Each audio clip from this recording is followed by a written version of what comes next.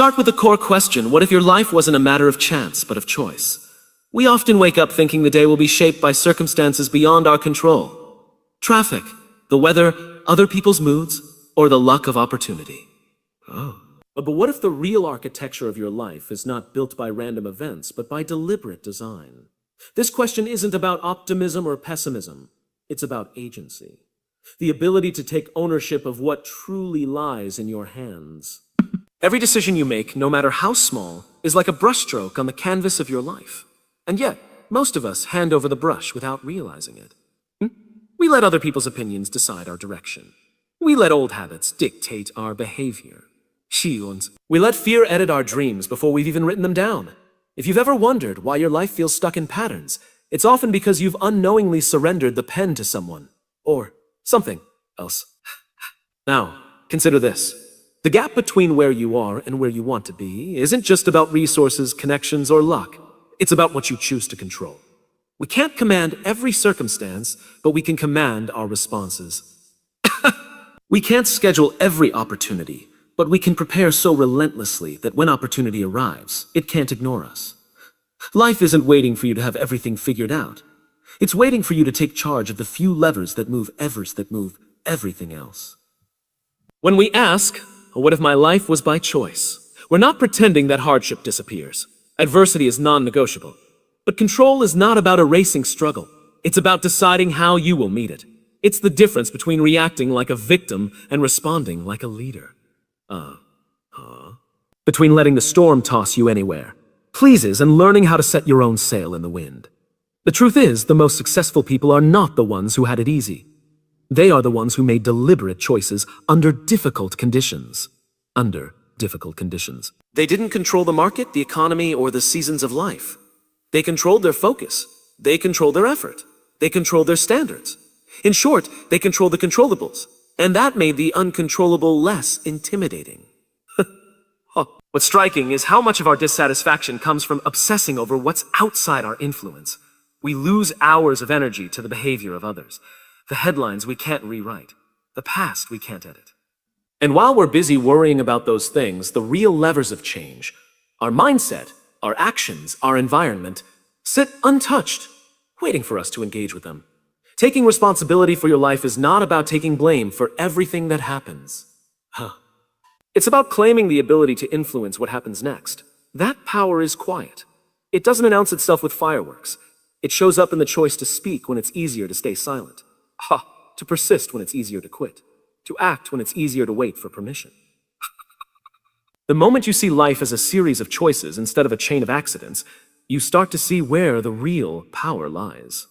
You begin to see that transformation isn't a mysterious lightning strike. It's the accumulation of moments where you chose direction over drift, ownership over excuse, and intention over autopilot. Mindset shapes reality. The way you see the world is the way you experience it. Two people can live through the exact same moment, yet walk away with completely different interpretations. One sees an opportunity, the other sees a dead end. This isn't about who's a right or a wrong. It's about the lens through which you interpret events. That lens is your mindset, and it shapes the reality you live in more than the events themselves ever could. Your brain is constantly filtering the flood of information around you and decides what to notice, what to ignore, and what meaning to attach. If your mindset is wired to look for problems, you'll find them in abundance. If it's wired to look for possibilities, you'll see pathways where others only see walls. In other words, your mindset acts like a compass, pointing you toward either growth or stagnation before you've even taken the first step. Many people assume mindset is a personality trait, fixed and unchangeable, but mindset is more like a muscle. It strengthens or weakens depending on how often you use it. You can train yourself to reframe challenges as lessons, failures as feedback, and uncertainty as a place for creativity. This is not blind positivity. It's strategic perception. It's choosing to give your attention to what moves you forward rather than what holds you down. What's often overlooked is how mindset affects your behavior. If you believe something is possible, you approach it with energy and persistence. If you believe it's doomed to fail, you barely try, or worse, you sabotage yourself before you even begin. Your actions follow your beliefs like a shadow follows your body. That means the quickest way to change your behavior is often to change the story you're telling yourself. A fixed mindset tells you that your abilities are set in stone. You're either good at something or you're not. A growth mindset, on the other hand, tells you that abilities can be developed through effort, learning, and resilience. This simple shift changes the way you approach every setback. Instead of asking, why did this happen to me? You begin asking, what can I learn from this? That question alone can turn obstacles into stepping stones. Your mindset doesn't just affect you, it ripples into every environment you enter. A leader who believes in potential creates teams that take risks and innovate. A leader who fears failure creates teams that play it safe and stagnate. Even in personal relationships, your mindset dictates whether you see conflict as a threat to avoid or a bridge to deeper understanding. The way you think becomes the atmosphere you breathe and share. It's also worth noticing how mindset shapes your physical reality. Stress, for example, isn't just a reaction to external events. It's magnified or reduced by the way you interpret those events. Optimistic mindsets have been linked to better health outcomes, not because life becomes easier, but because perception changes the body's response to difficulty. Your internal narrative doesn't just live in your head. It lives in your body. Mindset is not magic. It won't remove every obstacle from your path, but it will determine whether you see that path as a battlefield or a training ground. And once that shift happens, reality begins to bend in the direction of your perspective. Your time is your most valuable currency. Time is the one currency you can never earn back. You can lose money and rebuild it. You can lose energy and recover it. But every hour that passes is gone forever, spent on something, whether you chose it or not. The question isn't whether you're spending time. It's whether you're spending it on the things that truly matter. We often treat time like it's infinite, acting as if there will always be more of it later. That's why distractions feel harmless and procrastination feels safe. Until we realize we've traded away weeks, months, or years to things that don't move us forward. It's easy to underestimate the cost of small daily leaks of time, but compounded over years, they drain more potential than any single setback ever could. When you start seeing time as currency, your choices begin to sharpen. Suddenly, the meeting without a clear purpose feels expensive. The habit of checking your phone every few minutes feels costly. You begin to ask a different question before committing to anything. Is this worth the hours of my life I'll never get back? One question can completely shift how you prioritize your day. What makes time even more valuable than money is its fixed supply. No matter your age, wealth, or status, you wake up with the same 24 hours as everyone else. The difference is how you invest them. Some people use those hours to build, create, and connect. Others spend them reacting, scrolling, or waiting for the right time to start. The clock doesn't pause for either group. It moves forward without judgment. Protecting your time requires boundaries, and boundaries require courage. It's not always easy to say no to invitations, requests, or obligations that pull you away from your priorities. But every assert to something unimportant is a silent and no to something essential. Choosing where your time goes is one of the most powerful and most uncomfortable forms of self-respect. Time also has a compounding effect, much like interest in a bank account. Small, consistent investments of time toward a meaningful goal produce exponential results over the years. 10 minutes a day writing can produce a book. 30 minutes of daily exercise can transform your health. But the opposite is also true. Small daily wastes of time compound into large losses of opportunity. It's important to remember that how you spend your time sends a message about what you value. If your schedule is filled with tasks you resent, your life begins to reflect obligations instead of intentions. Aligning your calendar with your true priorities doesn't just improve productivity, it restores a sense of meaning to your days. You start living by design rather than by default. The real challenge isn't finding more time. It's becoming more intentional with the time you already have. Every day is a withdrawal from your life's account, and there are no refunds. Once you see time for what it is, the most precious currency you'll ever hold, you begin to treat every moment as an investment in the life you're creating. Control your energy, control your output. Your output is not determined by how many hours you work. It's determined by the quality of energy you bring to those hours. Two people can spend the same amount of time on a task, yet one finishes with excellence while the other struggles to complete the basics. The difference isn't effort alone. It's how effectively they manage and direct their energy.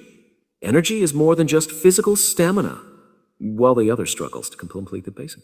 It's a blend of physical strength, mental clarity, and emotional stability. Neglect any one of these areas and your overall capacity drops. You might have the time to work, but without the energy to focus, your productivity collapses.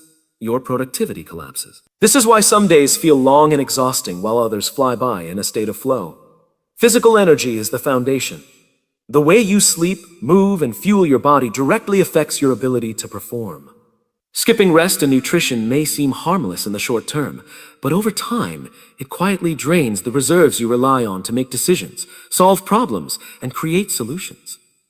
Treating your body as an afterthought is like expecting a car to run without ever refueling or servicing it. Mental energy determines the sharpness of your thinking. Every distraction you allow, every decision you postpone, and every piece of unfinished work clutters your mental space. This is why simplifying routines, eliminating unnecessary choices, and taking intentional breaks can dramatically increase your capacity to focus. A rested mind works faster and makes fewer mistakes than a tired one ever could. Emotional energy shapes your resilience. Even with a strong body and sharp mind, constant negativity or unresolved stress can drain you faster than any physical task. Your emotional state influences how you interpret challenges and how quickly you recover from setbacks. Protecting your emotional energy might mean reducing exposure to toxic environments, practicing gratitude, or finding healthy outlets for stress. The key is realizing that energy management is not a luxury. It's a discipline. Just like a budget, you have a finite amount to spend each day. If you spend it all early on the wrong tasks or the wrong people, you'll have nothing left for what truly matters. High performers guard their energy as carefully as they guard their time.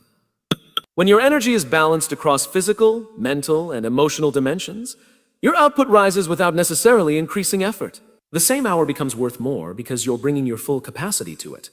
Mastering your energy isn't about working harder. It's about working at your best. And when you learn to protect, replenish, and direct that energy with intention, the results you produce begin to feel less like a struggle and more like a natural extension of your full potential. Your circle determines your trajectory. The people you spend the most time with shape your thoughts, your habits, and ultimately, your future. You might believe you're making independent choices, but much of your behavior is unconsciously influenced by the values, ambitions, and expectations of those around you. Your circle doesn't just reflect who you are, it actively molds who you become. If you surround yourself with people who constantly complain, avoid challenges, and settle for mediocrity, you'll eventually begin to mirror that mindset. Not because you want to, but because human beings naturally adapt to the environments they inhabit. The reverse is also true. When you're around people who challenge you, encourage you, and push for excellence, you find yourself reaching for higher standards without even realizing it. Your circle sets the baseline for what's normal in your life. If ambition, learning, and growth are normal to the people closest to you, those things will feel natural for you as well.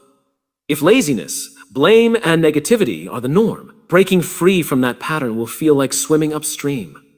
The invisible expectations of your group become the boundaries of your own thinking. The influence of your circle goes beyond behavior. It shapes your self-belief. Encouraging people reflect back to you a version of yourself that's capable, resourceful, and worthy of opportunity. Discouraging people reflect back limitations, doubts, and fears. Over time, those reflections become the internal voice you carry with you into every decision. It's not just about removing negative influences. It's about intentionally seeking out those who inspire you to grow. This doesn't mean surrounding yourself only with people who agree with you. It means finding people who challenge your thinking, hold you accountable, and model the kind of life you want to live. Growth happens when you're around those who stretch your comfort zone. The quality of your circle is a mirror of your own standards. If you raise your expectations for yourself, you'll naturally gravitate toward people who match those expectations. The opposite is also true. Lower your standards, and you'll find yourself surrounded by people who reinforce complacency. The company you keep is both a symptom and a cause of your trajectory. Sometimes the hardest part is outgrowing relationships that no longer align with your vision. This isn't about arrogance or superiority. It's about recognizing that the path you want to take requires a different environment than the one you've been in. Protecting your future often means making difficult choices about who gets to influence it, who gets to use. Your circle can either accelerate your progress or quietly pull you off course. The trajectory of your life isn't determined by luck alone. It's shaped by the subtle, daily influence of the people you choose to keep close. Small daily choices compound into massive change transformation. Rarely comes from a single dramatic event. More often, it's the quiet accumulation of small, consistent decisions that reshape the course of your life. The choices you make every day may seem insignificant in the moment, but over time they build momentum, either toward the future you want or away from it. The human brain tends to undervalue small actions because we crave instant results. Skipping one workout doesn't make you unhealthy. Eating one healthy meal doesn't transform your body. Reading a few pages of a book doesn't make you an expert.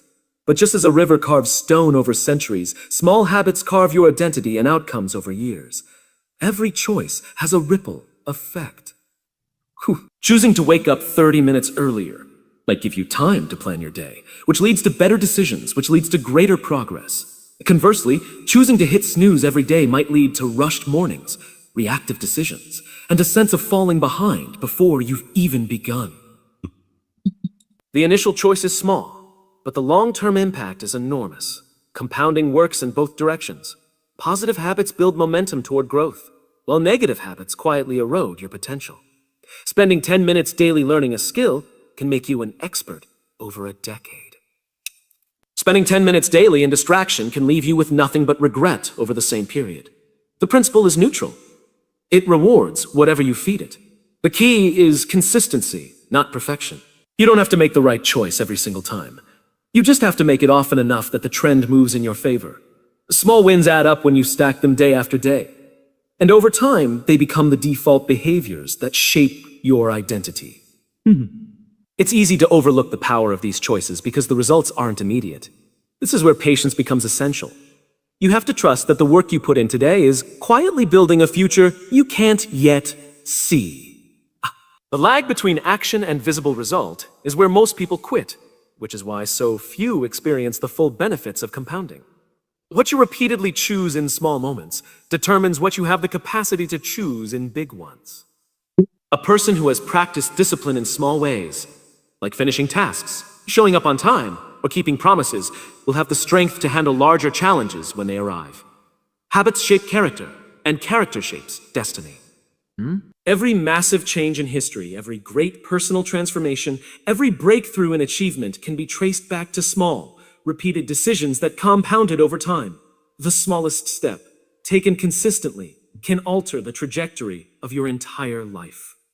Discipline outweighs motivation. Motivation is fleeting. It's the spark that gets you started, but it burns out quickly when the work becomes hard, inconvenient, or boring. Discipline is different. It's the engine that keeps you moving long after the initial excitement fades. While motivation depends on how you feel, discipline depends on what you've decided. When you rely solely on motivation, your progress becomes inconsistent. You work hard on the days you feel inspired, but when that inspiration disappears, so does your effort. Discipline removes that dependency. It says, I'll do it because I said I would, regardless of mood, weather, or circumstance.